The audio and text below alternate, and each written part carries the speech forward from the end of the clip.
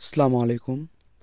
আজকে আমরা নবম দশম শ্রেণীর রসায়ন বইয়ের তৃতীয় অধ্যায় পদার্থের গঠন স্ট্রাকচার অফ ম্যাটার আমরা তৃতীয় অধ্যায়ের কিছু অংশ নিয়ে আমরা আলোচনা করব।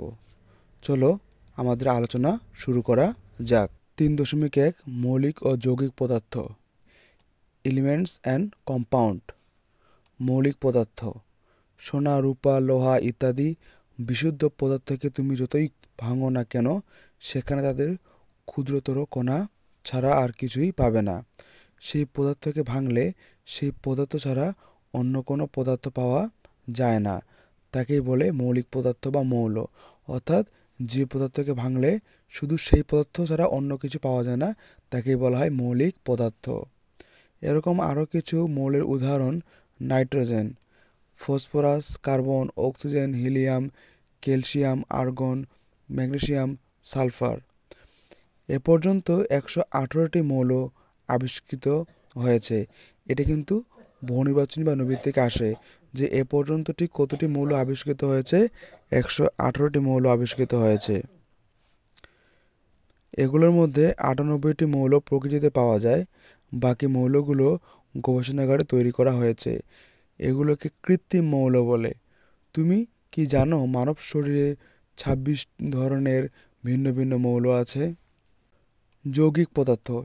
ইতোমধ্যে তোমরা জেনেছো যে মৌলিক পদার্থ ভাঙলে শুধু ওই পদার্থ পাওয়া যায়, কিন্তু পানিকে যদি ভাঙা যায় অর্থাৎ রাসায়নিকভাবে বিশ্লেষণ করা হয় তবে কিন্তু দুটি ভিন্ন মৌল হাইড্রোজেন ও অক্সিজেন পাওয়া যায়। পানির সংকেত হচ্ছে H2O। H2O। তো পানিকে ভাঙলে একটা হাইড্রোজেন একটা অক্সিজেন, হ্যাঁ, তাহলে কি দুটো একটা হাইড্রোজেন পাবা আর হচ্ছে অক্সিজেন, হ্যাঁ। আবার লেখার চককে যদি ভাঙা যায় তাহলে সেখানে ক্যালসিয়াম, কার্বন, অক্সিজেন তিনটি মৌল পাওয়া যায়। তো এটা মনে রাখতে হবে, যদি আমরা লেখার চক ওই যে সাদা চক যেগুলো আছে যদি ভাঙাই আমরা তিনটা মৌল পাবো। একটা হচ্ছে ক্যালসিয়াম, 2 নম্বর কার্বন, 3 নম্বর অক্সিজেন। যে সকল পদার্থকে ভাঙলে 2 বা 2-এর অধিক মৌল পাওয়া যায় তাদেরকে যৌগিক বা যৌগিক পদার্থ বলে। তাহলে যৌগিক পদার্থ কাকে বলে? যে সকল পদার্থ ভাঙলে 2 বা ততোধিকের মৌল পাওয়া যায় তাদেরকে যৌগিক বা যৌগিক পদার্থ বলে। যৌগের মধ্যে মৌলসমূহের সংখ্যার অনুপাত সবসময় একই থাকে। যেখান থেকেই পানির নমুনা সংগ্রহ করা হোক না কেন রাসায়নিকভাবে বিশ্লেষণ করা হলে সবসময় 2 ভাগ হাইড্রোজেন 1 ভাগ অক্সিজেন পাওয়া যায়। অর্থাৎ পানিতে হাইড্রোজেন ও অক্সিজেন পরমাণুর সংখ্যা অনুপাত 2:1 বা 2:1 যেটাকে বলি আমরা। যৌগের ধর্ম কিন্তু মৌলসমূহের ধর্ম থেকে সম্পূর্ণ আলাদা। যেমন সাধারণ তাপমাত্রায় হাইড্রোজেন, অক্সিজেন গ্যাসীয়, কিন্তু এদের থেকে উৎপন্ন যৌগ সাধারণ তাপমাত্রায় তরল। 3.2 পরমাণু ও অণু অ্যাটমস ও মলিকিউলস। পরমাণু হলো মৌলিক পদার্থের ক্ষুদ্রতম কণা যার মধ্যে মৌলের গুণাগুণ বর্তমান থাকে। যেমন নাইট্রোজেনের পরমাণুতে নাইট্রোজেন ধর্ম বিদ্যমান আর অক্সিজেন পরমাণুতে অক্সিজেন ধর্ম বিদ্যমান থাকে। 2 বা অধিক সংখ্যক পরমাণু পরস্পরের সাথে রাসায়নিক বন্ধনের মাধ্যমে যুক্ত থাকলে তাকে অণু বলে। তাহলে অণু কাকে বলে? 2 বা অধিক সংখ্যক পরমাণু পরস্পরের সাথে রাসায়নিক বন্ধনে যুক্ত থাকলে তাকে অণু বলে। রাসায়নিক বন্ধন সম্পর্কে তোমরা 5ম অধ্যায়ে বিস্তারিত জানবে। 2টি অক্সিজেন পরমাণু পরস্পরের সাথে যুক্ত হয়ে অক্সিজেন অণু গঠন হয়। যেমন আমি যদি দেখাই এখানে এই যে একটা অক্সিজেন পরমাণু যোগ এই যে আরেকটা অক্সিজেন পরমাণু সমান সমান কী হবে? অক্সিজেন, যে অণু হয়ে গেল। এটা কি অণু হয়ে গেল। আবার একটি কার্বন পরমাণু 2টি অক্সিজেন পরমাণুর সঙ্গে যুক্ত হয় কি করে? Carbon die oxide. এই যে কার্বন ডাই অক্সাইড কী করে? গঠন করে। একই মৌলের একাধিক পরমাণু পরস্পরের সাথে যুক্ত হলে তাকে মৌলের অণু বলে। যেমন অক্সিজেন ভিন্ন ভিন্ন মৌলের পরমাণু পরস্পর যুক্ত হয়ে তাদের যৌগের অণু বলে, যেমন কার্বন ডাই অক্সাইড। মৌলের প্রতীক। কোনো মৌলের ইংরেজি বা ল্যাটিন নামের সংক্ষিপ্ত রূপকে প্রতীক বলে। তাহলে প্রতীক কাকে বলে যদি আসে আমরা কি লিখব? কোনো মৌলের ইংরেজি বা ল্যাটিন নামের সংক্ষিপ্ত রূপকে প্রতীক বলে। প্রত্যেকটি মৌলকে সংক্ষেপে প্রকাশ করতে তাদের আলাদা আলাদা প্রতীক ব্যবহার করা হয়। মৌলের প্রতীক লিখতে কিছু নিয়ম অনুসরণ করতে হয়। অবশ্যই আমাদের এই নিয়মগুলো কিন্তু মুখস্থ রাখতে হবে, কারণ পরীক্ষায় কিন্তু আসতে পারে যে কোনো মৌলের প্রতীক লিখতে আমরা কি কি নিয়ম অনুসরণ করব। আমরা এখন এই নিয়মগুলো সম্পর্কে জানব।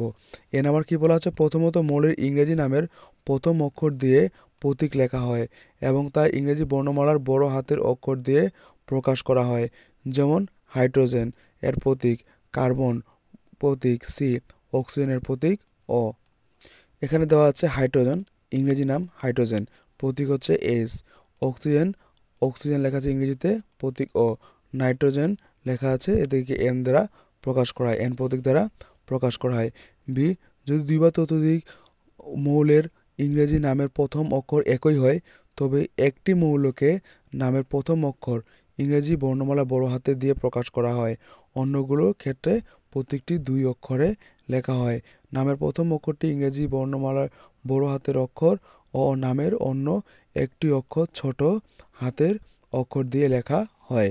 যেমন কার্বন সি, ক্লোরিন দুইটি সিএল, ক্যালসিয়াম প্রথমটা বড় হাতের তারপর ছোট হাতের, এবং এদিকে কোবাল্ট রয়েছে, প্রথমে সিটা বড় হাতের আর ওটা ছোট হাতের। ক্যাডমিয়াম সিটা বড় হাতের, ডিটা ছোট হাতের।